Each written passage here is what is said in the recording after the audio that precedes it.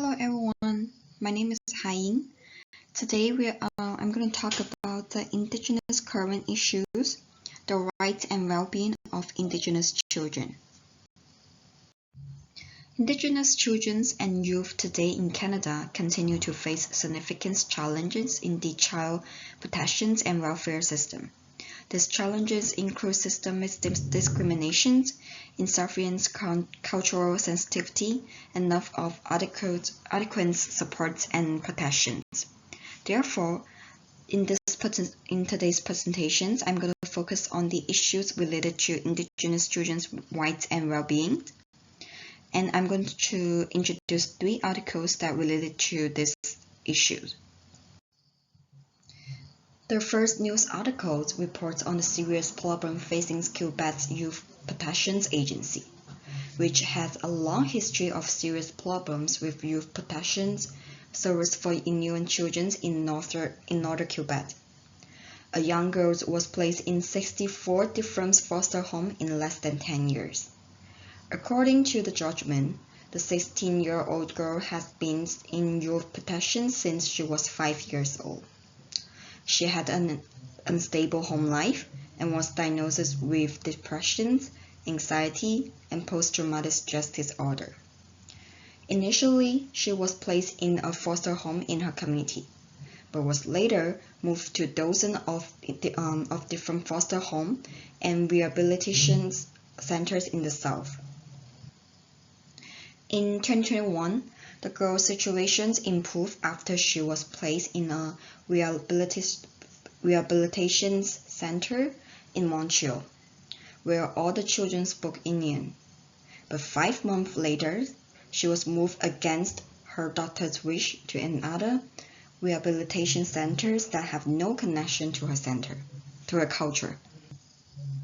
The Quebec court judge Peggy Rowland said that the child has been so cut off from her culture that she has found herself in a very advanced process of assimilation, and she has been denied the right to prevent her cultural identity.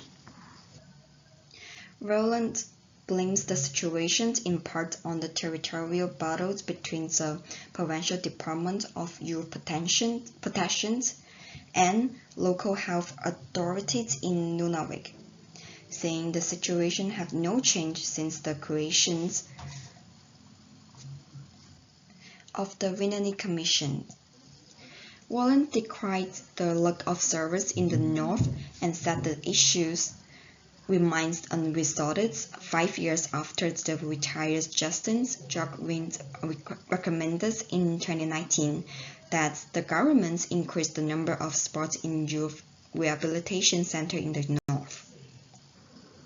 Wallen said that without a serious design to resolve the problems in a lasting manner, we can only anticipate a multiplication of cases similar to this one.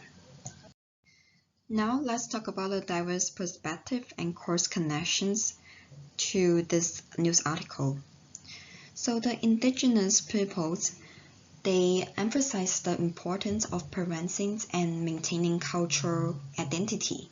Indigenous communities believe that frequently separating Indigenous children from their culture leads to assimilations and loss of cultural identity.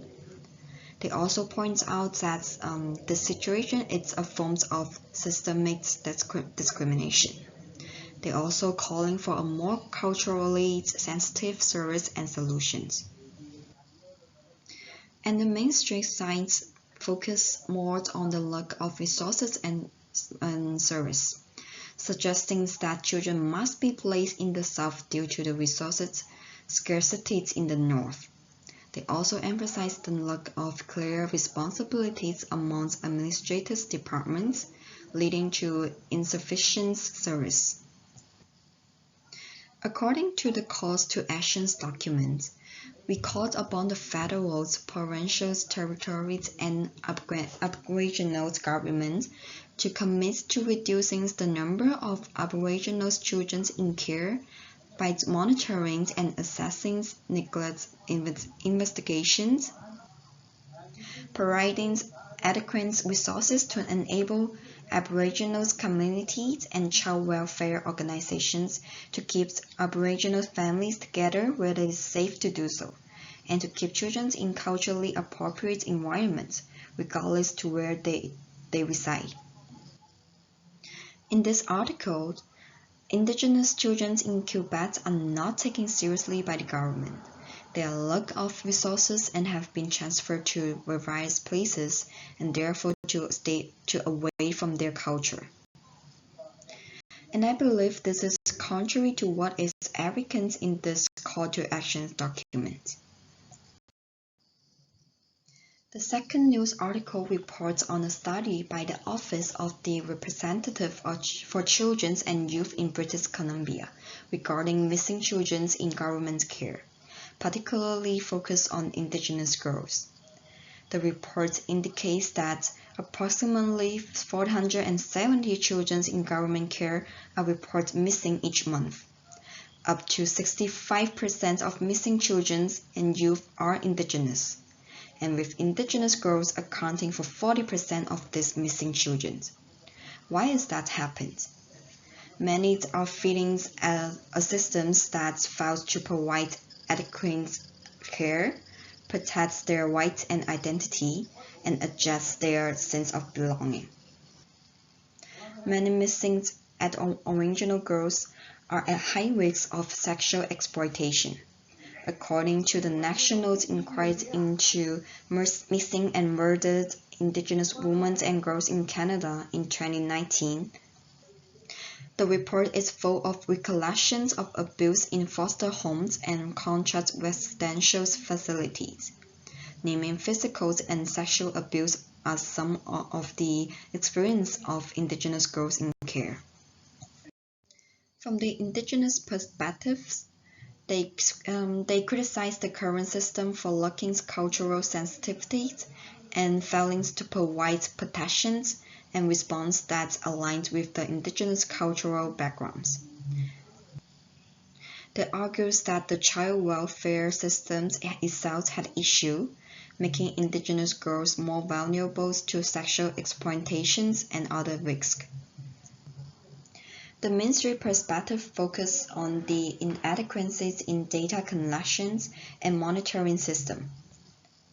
They're calling for improved reporting mechanism and emphasize the need to improve existing policy and procedure to better protect children. This news had reminded me an article that I had read before, that it's about the white privilege. In the news, Indigenous children face unfair treatment within the child welfare system, which starkly contrasts with the cultural advantage of white privilege. White privilege allows white people to feel comfortable and confident within mainstream culture, whereas Indigenous girls are neglected and marginalized in the systems insensitive to their culture. As McIntosh mentioned, white privilege protects white people from many forms of hostility and violence, which instead are inflicted upon people of color. This parallels the sexual abuse and other dangers Indigenous girls face in the child welfare system. White privilege allows the white community to ignore the hardships of other racial groups. In the context of this news, it's not only white people but also any non-Indigenous individuals who are consciously or unconsciously choose to ignore or overlook the struggles faced by Indigenous peoples. The last news article discussed the bill's 15th Amendment to the Youth Protection Act to better reflect First Nations cultural and social realities. Over the past 30 years, all First Nations communities have consistently reported on the failures of the youth protection system, stating that the system has not been effective in protecting the rights and well-being of First Nation children. The Wins and Norrens Commissions are both recommended that the Youth Protection Act be amended to better reflect the cultural and social realities of the First Nations. The CAQ government's approach has been criticized as colonialism, a lack of respect and understanding of the specific needs and voice of the indigenous community. Therefore, the goal of the Assembly of First Nation Quebec Labrador is to achieve full self-governance in the administrations of youth protection. In the interim, the legislative framework must be adapted to the reality of the First Nation. From the Indigenous perspective, they strongly demand full autonomy to manage youth protection affairs independently. They also believe that the government ignores the advice of experts and Indigenous communities, and therefore continuing to implement colonial policy. And from the Main Street perspective, they think that some issues can be resolved by amending legislations, but does not fully consider to specific needs of the indigenous communities. They also claim that its policies are for the common good for all communities, but fails to adequately respect and listen to indigenous voice. According to the Article 20 of the United Nations Declaration on the Rights of the Indigenous Peoples, it emphasizes that the right of the Aboriginal peoples to maintain and develop their own system. However, in the news, AFNQL states that the current Quebec government's interference in their youth protection systems denies them the right to manage youth protection matters in accordance with their own cultural and social realities, which is culturally contrary to their rights under Article 20. Article 20 also mentions that Indigenous people should be secure in the enjoyment of their own means of subsistence and development. The news articles point out that Quebec's youth protection system ignores the cultural and social realities of First Nation communities, effectively depriving them of the ability to maintain and develop their own communities. So based on these three articles, what are the issues that we can find out that the indigenous people are currently facing? First, the indigenous children are facing systemic discriminations with their cultural identity and needs being ignored. Second, the indigenous children facing risks of going missing and sexual abuse, lacking appropriate cultural protections and support from the government. Fourth, the indigenous communities calling for full autonomy to better manage youth protection matters. Then, the current systems lacks respect for indigenous cultural identity and community support.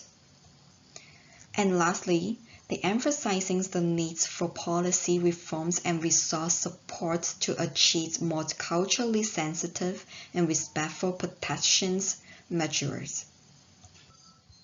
As a non-indigenous people who live in Canada, I felt very bad when I was reading these articles that knowing all the issues and challenge and difficulties that the indigenous peoples are facing. And I believe that government and us cannot continually ignore indigenous people's voice. We have to get to know them, we have to know what their needs, we have to listen to their voice to better to understand how we can support and help them, and therefore to work together to improve their life. And to achieve these goals, it involves not only the governments, not only the indigenous peoples, but everybody in Canada to work together. This is my reference page. Thank you for everybody to listen to my presentations, and I hope you have a good day.